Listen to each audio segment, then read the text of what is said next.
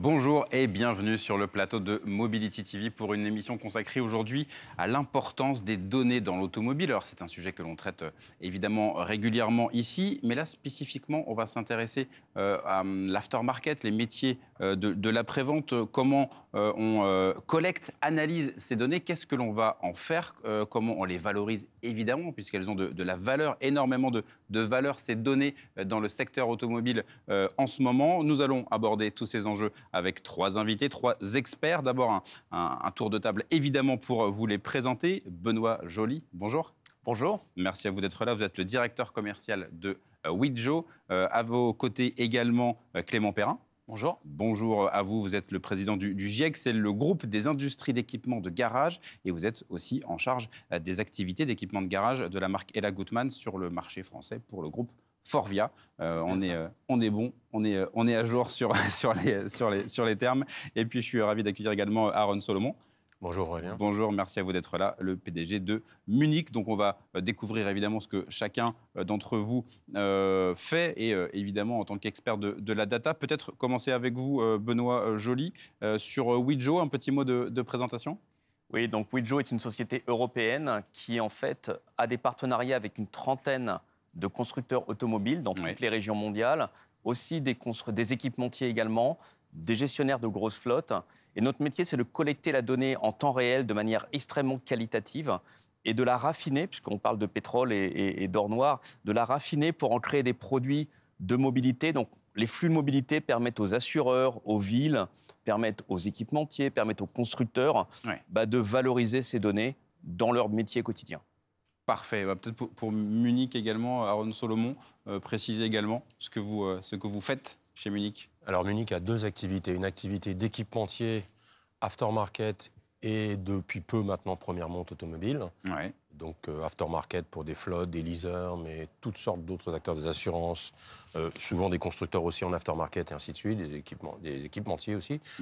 Ça, c'est une activité de conception et de fabrication de composants électroniques. Essentiellement, le plus fréquemment mentionné, c'est le fameux dongle OBD qu'on va retrouver dans la prise diagnostique. Oui. Et puis, donc présente une société française, mais qui a des activités dans toute l'Europe et également en Amérique du Nord, qui sont le principal marché.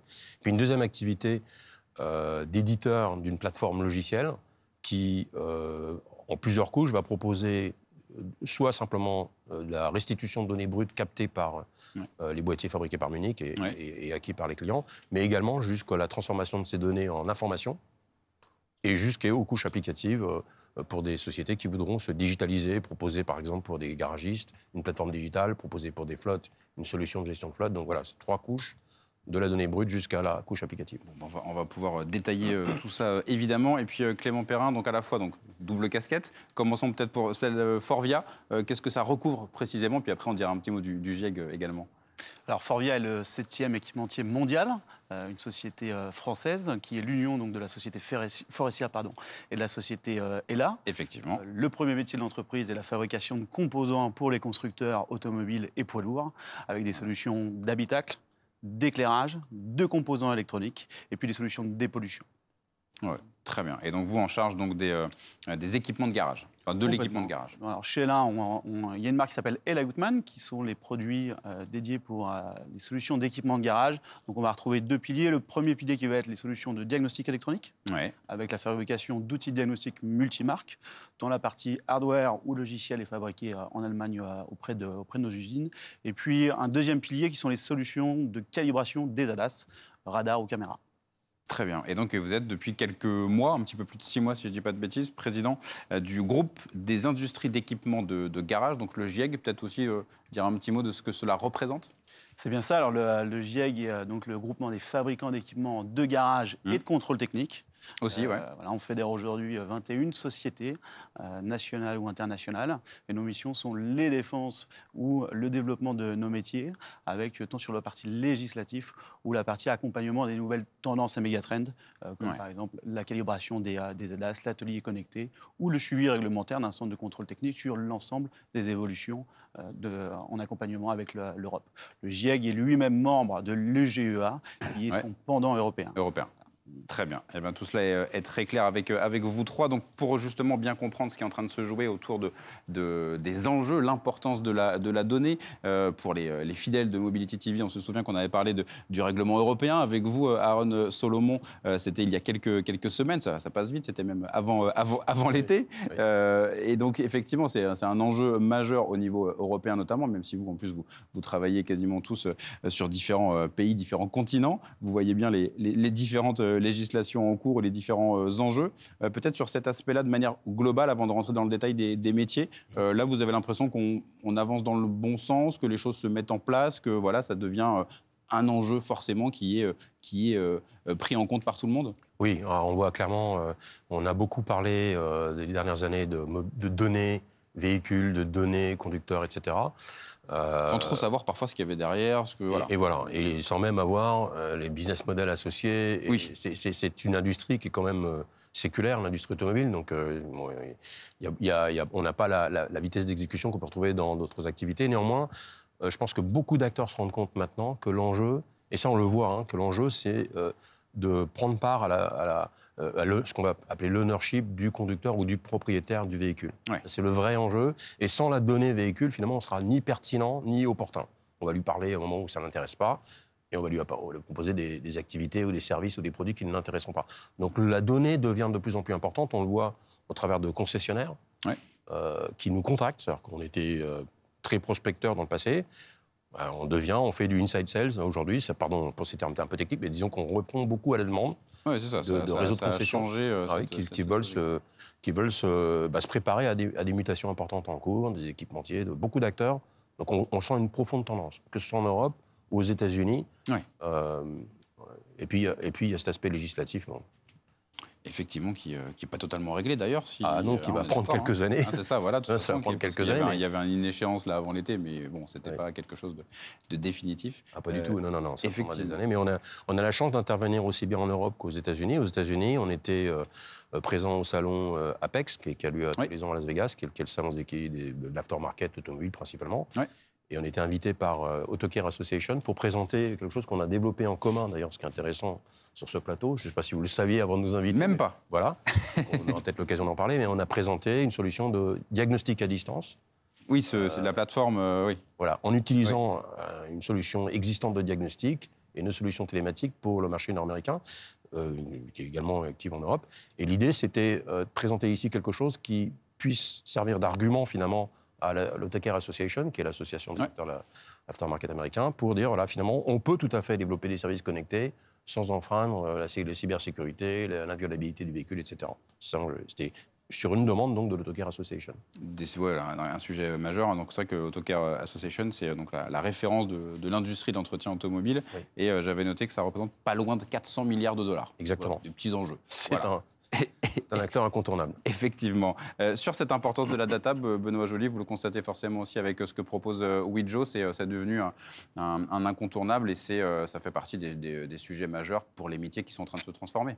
Tout à fait. Donc nous, on milite pour que la donnée circule librement. C'est un peu, alors librement, évidemment sous contrôle, et là-dessus, on travaille beaucoup avec les responsables de la privacy chez les constructeurs, chez les équipementiers. C'est extrêmement important. Bien sûr. Mais ce qu'on voit aujourd'hui, c'est que la donnée reste très siloisée entre équipementiers, constructeurs, concessionnaires. Et en fait, il y a vraiment un besoin d'avoir une horizontalité pour que la donnée se partage de manière, certes, sécurisée, régulée, évidemment. C'est extrêmement important pour avoir des flux, pour que le consommateur se sente quelque part protégé, mais en même temps de manière beaucoup plus ouverte qu'elle l'est aujourd'hui.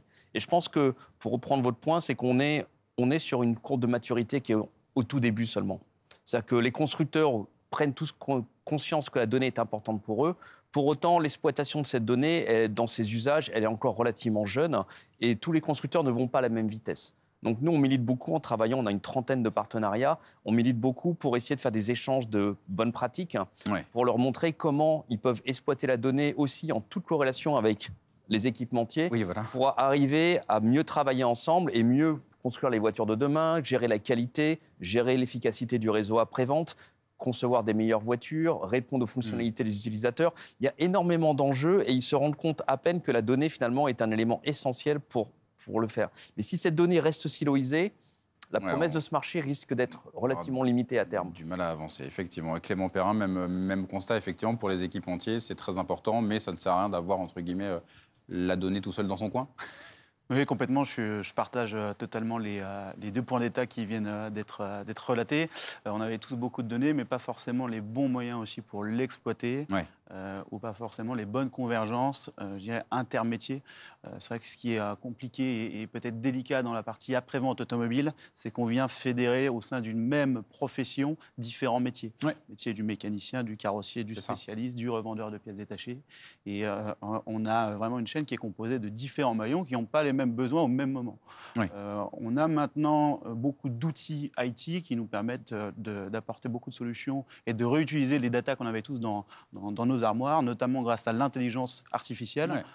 Si maintenant on traduit ça pour un atelier, on avait du mal il y a 20 ans dans un outil de diagnostic multimarque à traduire un code défaut. C'est quelque chose qui a été très vite résolu par l'ensemble des fabricants et des sociétés. Toujours pareil, avec comment je fais depuis un code de programmation pour venir le traduire sur l'écran d'un mécanicien qui a plein de choses à faire dans son quotidien. On l'a ensuite lié à des bases de données techniques en mettant des guidages pas à pas vers des solutions de réparation pour le client. On a présenté, nous, côté la Goodman et Equipauto, maintenant le diagnostic automatique où en un clic, on donne une solution au client pendant qu'il fait autre chose. Il a aussi son métier, lui, qui a changé, tant sur la partie réception atelier que traitement des flux internes, etc., etc. Maintenant, demain, il va falloir qu'on ne le fasse plus que pour le technicien, mais pour le client, et de manière anticipée afin de réduire les coûts. Et tout ça a du sens, puisque la propriété du véhicule et l'usage du véhicule et de la nouvelle mobilité sera sûrement plus conducteur demain. Oui, c'est ça, ça fait partie de ces évolutions aussi qu'on aborde souvent ici sur ce plateau, sur la voiture façon Netflix, c'est toujours un peu la manière de le résumer, l'abonnement de mobilité. En tout cas, on aura peut-être un peu moins sa voiture pendant 10, 15, 20 ans, et que du coup, effectivement, il faut harmoniser tout ça, et la donnée est un aspect important.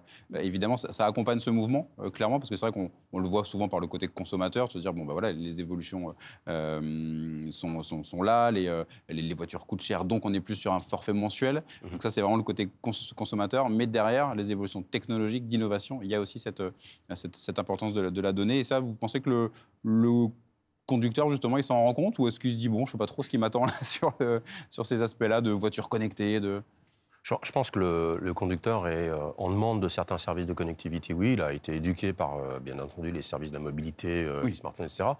Mais aujourd'hui, son problème, avant tout, c'est le coût d'exploitation de la voiture, c'est la pertinence des propositions de réparation qu'on va lui faire. Et ça, c'est... les évolutions technologiques, en fait, il est prudent. C'est difficile un peu, je pense, aujourd'hui de naviguer entre ce que l'on entend d'un côté et de l'autre sur le véhicule électrique, les problématiques de carburant, etc. Donc c'est pas si simple. Le message est un peu confus. Je pense que le conducteur a besoin d'être accompagné par des professionnels qui vont lui offrir une compréhension de sa voiture, déjà l'état de sa voiture, la santé de sa voiture. Et ça, nous, on l'a compris en proposant un modèle économique qu'on appelle ECO, où finalement on propose une application... EKKO. EKKO, exactement, merci. C'est ça, cette plateforme d'accès à distance dont vous parliez. C'est ça. Vous avez un rôle également. Et donc, c'est à la fois du diagnostic à distance, c'est prédictif, c'est pour éviter des mauvaises surprises, on peut le dire. L'idée, c'est de collecter le maximum d'informations disponibles dans le véhicule dans lequel on est connecté, et de mettre à disposition, d'abord pour le conducteur, les informations qui vont l'intéresser. Quasiment en temps réel. En temps réel. En temps réel. Voilà, l'état d'usure des différentes pièces, afin qu'il ne soit, par exemple, pas surpris par une batterie qui est finalement pas simplement à plat, mais carrément détruite, détériorée. Et du coup, on arrive à aller dans le détail. C'est pas juste un petit voyant, on se dit, alors c'est quoi ce voyant? Là, on arrive à donner des infos vraiment. Et ça, on va lui montrer un indicateur d'état de santé de sa voiture, des différentes pièces qu'on peut diagnostiquer. Tout n'est pas encore aussi simplement... Vincent l'expliquait, c'est pas si simple que ça de décoder des codes de défaut. Mais on va déjà lui apporter des informations sur l'usure de ses pneus, l'usure de la batterie et d'autres pièces du véhicule. Et puis derrière, avec l'accord du conducteur, distribuer ces informations à des professionnels qui peuvent derrière proposer des services. C'est ça. Par exemple, vous roulez peu, finalement, on pourrait vous proposer une assurance adaptée à votre usage. Ça permet ça, effectivement. Voilà, ou on peut vous proposer un contrat d'abonnement qui va vous prendre en charge tout l'entretien de votre véhicule, parce que vous êtes plutôt d'un profil qui correspond à une offre très compétitive, où on va, ça tombe bien, vos pneus sont usés, il y a une promo en ce moment, on va vous proposer des pneus à un bon prix. Et pour le professionnel, c'est important parce que le conducteur va rentrer en relation avec un acteur qui a un discours pertinent et opportun, c'est-à-dire qu'il y a une vraie valeur ajoutée au bon moment. Et ça change la donne. Et c'est ça, j'ai envie de dire, que cherchent les professionnels, c'est d'avoir de l'information pour être pertinent et opportun, et non pas faire de la publicité non ciblée, qui va tomber à côté. C'est vraiment ça l'évolution. Après, juste une dernière remarque. Le véhicule électrique, lui, apporte son lot de problèmes, d'immaturité aussi, l'usure des batteries, par exemple, la durée de vie des batteries, c'est des questions, effectivement. Ça, c'est un vrai problème que le marché a encore du mal à appréhender. Et est-ce que sur l'aspect, peut-être Benoît Joly pour Wejo, sur l'aspect sécurité, cyber, est-ce que le fait justement de savoir bien gérer, qui gère ces données, c'est aussi important pour le particulier encore une fois, mais aussi évidemment pour les professionnels qui vont gérer, accompagner ce que vous venez d'évoquer notamment par différents exemples, Aaron Solomon? Alors, la sécurité est importante, la privacy est cruciale évidemment, la lisibilité des données aussi, savoir où est la donnée, à qui l'exploite et qui fait quoi avec la donnée est importante. Et pour reprendre le point qu'Aaron disait, ce qui est assez intéressant, c'est qu'on imagine tous la donnée comme étant une façon de créer des nouveaux services, mais fondamentalement, nous, ce qu'on se rend compte, c'est qu'il n'y aura pas forcément de nouveaux services très innovants grâce à la donnée. 50% des gens ne savent pas que leur voiture est connectée. Ne s'imagine pas que la donnée remonte. Donc, c'est le consommateur, quelque part, il attend un nouveau service. Nous, ce qu'on se rend compte, c'est que les constructeurs, équipementiers, etc., en fait, n'exploitent déjà même pas la donnée eux-mêmes pour faire un meilleur travail eux-mêmes. C'est-à-dire qu'il y a deux marchés sur cette donnée. Il y a un marché qui sert de créer des nouveaux services et apporter de l'innovation et de la nouveauté pour le consommateur. Mais il y a aussi un marché qui est simplement d'utiliser la donnée pour mieux faire son travail au quotidien. Optimiser son réseau de vente, optimiser ses campagnes marketing, optimiser son après-vente, et en fait, ou optimiser la création de ses pièces potentiellement.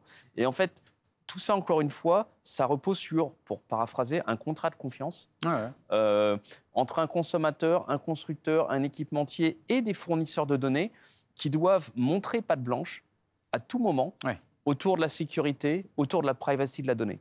Et donc, c'est vraiment cette notion de contrat et de collaboration, de chaîne de valeur où tout le monde doit collaborer de la même manière, qui est vraiment la clé pour déverrouiller ce marché de la donnée et de la valeur de la donnée. Ça peut être un levier important, Clément Perrin, pour l'activité après-vente, d'arriver à justement, via ce que propose, enfin, ce que permet l'accès aux données, de soigner la relation client, de justement aussi peut-être fidéliser, pourquoi pas, ce système d'abonnement de la plateforme Eco qu'on vient d'évoquer. C'est aussi ça, c'est aussi des leviers possibles. Alors c'est un vrai sujet, et c'est un vrai sujet qui a du sens en un pour l'automobiliste, parce que l'objectif de tout ça, c'est de faire beaucoup plus de prédictif que de curatif, et donc réduire le coût de la réparation et donc le coût de possession du véhicule. Peu importe le propriétaire ou le locataire du véhicule, si on vient à rejoindre les points de nouvelle mobilité. Derrière, le point de postulat avant de faire une opération de maintenance ou de réparation, c'est toujours de faire un diagnostic. Donc ça. Effectivement, l'outil ou la data qui vient se connecter maintenant différemment sur les véhicules et qui va de plus en plus, non plus se connecter en filaire, mais à distance avec les solutions qu'on évoque depuis tout à l'heure, vont permettre d'arriver sur ce premier point de postulat. Une fois qu'on a fait ce premier état, il va falloir qu'ensuite qu'on dispose et qu'on dirige la donnée au bon endroit. Donc avec le tiers mainteneur s'il y a eu un contrat de passé, avec le conducteur aussi qui a lui ses prérequis en fonction de son planning journalier, et puis avec peut-être encore un troisième ou un quatrième tiers qui va être un dépanneur ou une assurance en fonction du contrat du véhicule et de l'usage du véhicule. Tout ça, c'est devenu possible grâce à l'analyse des données. Ça sera de plus en plus viable. En tout cas, on y est proche, je pense. Et on va vraiment aller sur le mieux réparer, mais plus de faire de la maintenance où je vais me brancher quand on a décelé et annoncé un problème, donc afin de répondre à un besoin client de la part de l'automobiliste, mais vraiment d'une manière prédictive. Donc on va tout le temps réaliser le diagnostic sur un véhicule. Et avec toutes ces évolutions en termes de métiers, est-ce qu'il y a besoin forcément de former? Est-ce que ce sont de nouveaux métiers dans les ateliers? Comment vous le voyez, alors, notamment peut-être chez vous, avec votre casquette aussi du GIEG, comment c'est en train d'évoluer? Alors c'est un vrai nouveau métier, puisque là on parle de la data et qu'on vienne amener la data au bon endroit, peu importe la propulsion du véhicule, l'accès aussi à ces données, ça ne va pas changer. Donc, il y a eu un premier pas, on parlait tout à l'heure plutôt de la réglementation et de la data privacy en termes descendants. Ouais. Nous en aftermarket on est plutôt dans une phase ascendante où on va aller contacter un serveur d'un constructeur, ou ouvrir une passerelle de sécurité en tant qu'opérateur indépendant ou agent de marque. Donc ça, on a eu les premiers blocages qui n'en étaient pas, parce que les passerelles de sécurité sur les véhicules, c'est des choses qui ont été mises en place par les constructeurs pour des raisons de sécurité, pour protéger l'automobiliste, afin d'éviter qu'une voiture se fasse détourner. La réponse des équipementiers que je représente aujourd'hui a été très rapide, parce que moins de 2 ans plus tard, on avait des solutions de traitement automatique où maintenant l'ensemble de l'atelier technicien, donc personne physique par personne physique et non personne morale, va pouvoir s'inscrire dans des solutions d'équipementiers qui viennent automatiquement frapper au serveur des constructeurs. Voilà. Afin de rassurer toute cette branche, on a également mis au point au GIEG une charte des outils de diagnostic afin de rassurer la filière aval et aussi la filière amont sur quel était l'usage d'un bon outil de diagnostic. Donc c'est en quelque sorte un Nutri-Score où on vient donner ensuite un sticker aux bons outils et rassurer aussi toute la filière aval en disant regardez en aftermarket, il y a des gens qui font bien le boulot, qui prennent soin de l'aspect réglementaire au sein d'un univers réglementé. Et il y en a d'autres qui ne le font pas, mais par contre on a fait le tri et on a mis les contours de la maison. Ouais, très bien. Peut-être un mot rapide pour terminer sur cet aspect de formation. Vous l'avez vu évoluer, Aaron Solomon, ce besoin en interne, ou est-ce que il y a aussi évidemment ce que vont apporter des entreprises comme Munich, comme Wejo, c'est aussi votre rôle, mais en tout cas ce besoin de formation dans les ateliers, forcément, on est en plein dedans. Alors, formation, je ne sais pas, parce qu'on n'est pas directement mise à jour. Mais voilà, accès à la donnée, accès à l'information, la bonne pièce pour le bon problème. C'est plus rendre accessible, il n'y a pas forcément besoin de... C'est vraiment rendre accessible la donnée via des plateformes digitales.